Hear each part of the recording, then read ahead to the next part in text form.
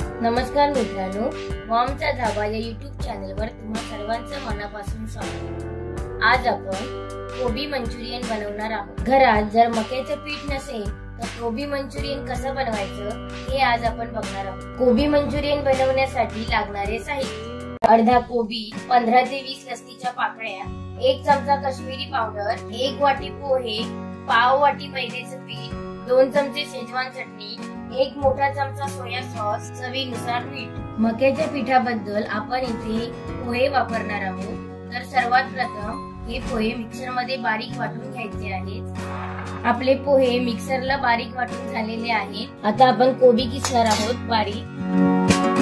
कोबी बारीक किसून झालेला आहे।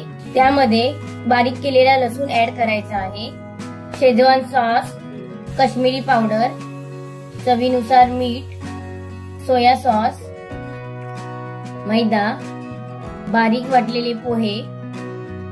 हे मिश्रण चांगलं मिक्स करून घ्यायचं आहे।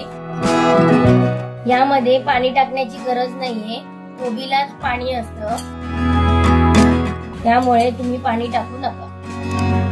आणि आपण इथे पोहे बारीक मिक्सर मध्ये वाटून घेतल्यामुळे पोहे जे असतात ते पाणी शोषून घेतात, त्यामुळे बाइंडिंग पण व्यवस्थित होतं। यामध्ये ऑरेंज रेड फूड कलर टाकणार आहोत। आपले कोबी मंचुरियनचे पीठ तयार झालेले आहे। आता याचे आपण बारीक बारीक गोळे करून घ्यायचे आहे। साधारणतः एवढ्या आकाराचे गोळे करायला पाहिजे।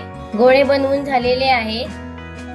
आता आपण तळायला सुरुवात करू। गॅसवर तेल गरम करायला ठेवलेलं आहे। आपलं तेल गरम झालेलं आहे। आता आपण मंचुरियन तळायला सुरुवात करू।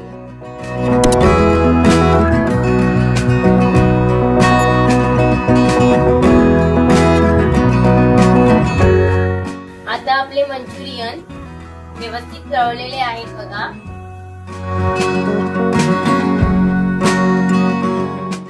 हे बघा, मस्त असे कुरकुरीत मंचुरियन तयार झाले आहेत आपले बघा।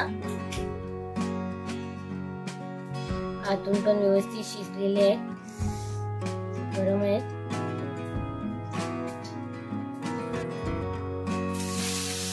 आता आपण हे शेजवान चटणी बरोबर या मंचुरियनचा आस्वाद घेऊया।